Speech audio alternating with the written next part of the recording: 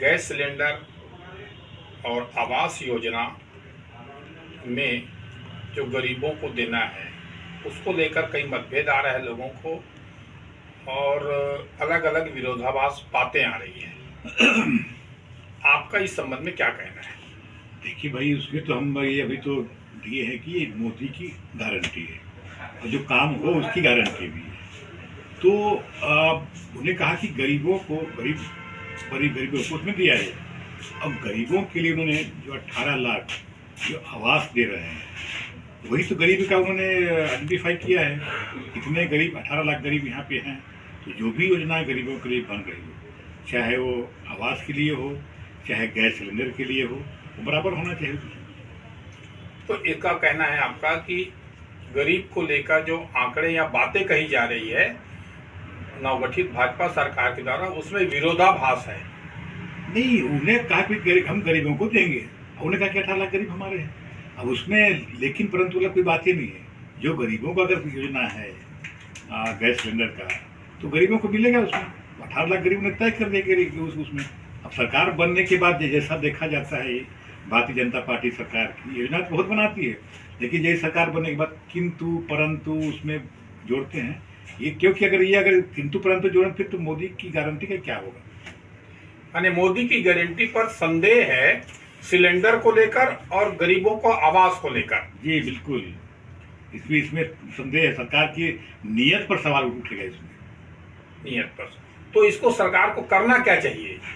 जो गरीब, उन्हें कहा कि हम प्रत्येक गरीब परिवार को 500 रुपये में सिलेंडर देंगे, और उन्हें कहा कि 18 लाख गरीब जो परिवार है उनको आवास देंगे। तो जो आवास दे रहे हैं वही तो गरीब परिवार हुआ ना।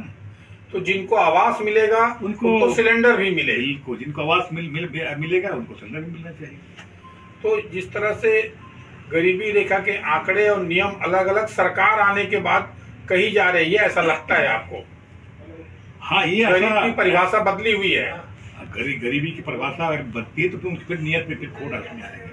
फिर नियत साफ नहीं है गरीबों के लिए। जो योजना जिस ढंग से जिस उद्देश्य से और जिस आशा से गरीब लोग उसको मतदान किए हैं, फिर उसमें थोड़ा फर्क पड़ेगा उसमें। यानी मतदान जो किए हैं उनके साथ एक बार फिर धोखा जिस तरह से 2 साल के बोनस में हुआ था, ऐसा होने का संदेह है क्या आपको? ऐसा लगता है कि क्योंकि धोखा देने वाली सरकार है, धोखा दे सकती है उसमें।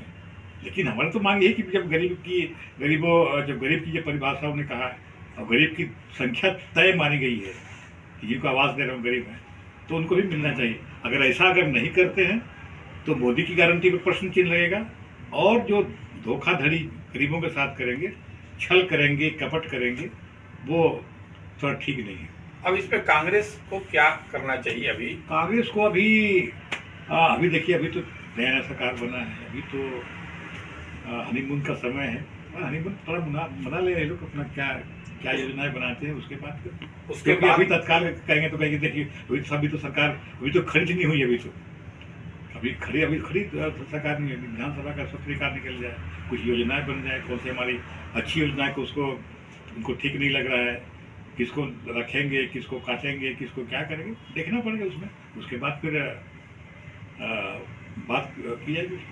जैसे आपने एक बेहतरीन योजना लाया था, स्वामी आत्मानंद स्कूल योजना, उस योजना को आप के बारे में आपका क्या कहना है और इस सरकार से क्या उम्मीद करते हैं?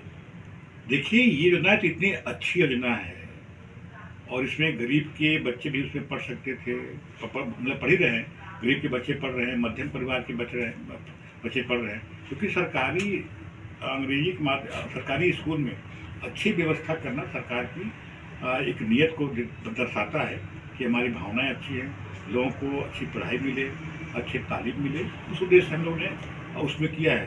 और केवल हम लोग ने तो उसकी तारीफ नहीं की, बल्कि भारतीय जनता पार्टी के बड़े कद्दावर नेता वहाँ पर एडमिशन के लिए, चाहे अग्रवाल हों, चाहे रेणुका सिंह जी हों, उन्होंने पत्र लिखा कि भाई इनको वहाँ पे प्रवेश दिया जाए। अच्छा स्कूल तक तो दिया गया।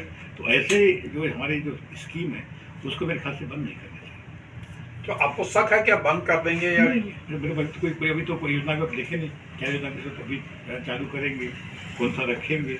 लेकिन अच्छी योजना है, उसको खुद ने उन्होंने उसमें तारीफ किया था, तो मेरे ख्याल से इसको सरकार रखेगी। इसी तरह धान के मुद्दे पे आपको क्या कहना है? धान खरीदी पे जो एक बड़ी मुद्दा है धान खरीदी, और धान खरीदी अगर प्रधानमंत्री की अगर गारंटी है तो जहाँ जहाँ धान उत्पादन होता है, चाहे वो बिहार में हो, उत्तर प्रदेश में हो, पंजाब में हो, बंगाल में हो, आपके गुजरात में हो, अगर मोदी की गारंटी है, प्रधानमंत्री की गारंटी है, तो 3100 रुपया प्रति क्विंटल के हिसाब से पूरे देश में खरीदी करनी चाहिए। क्योंकि अगर उन्होंने गारंटी दिया है तो केवल यही के तो प्रधानमंत्री को सर्टिफिकेट पड़े, वो तो पूरे देश के हैं, तो उनकी गारंटी तो पूरे देश में लागू होनी चाहिए।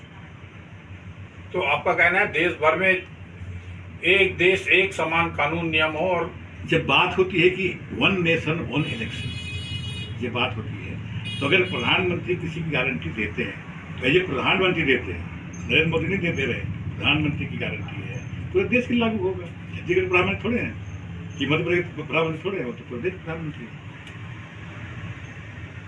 ठीक।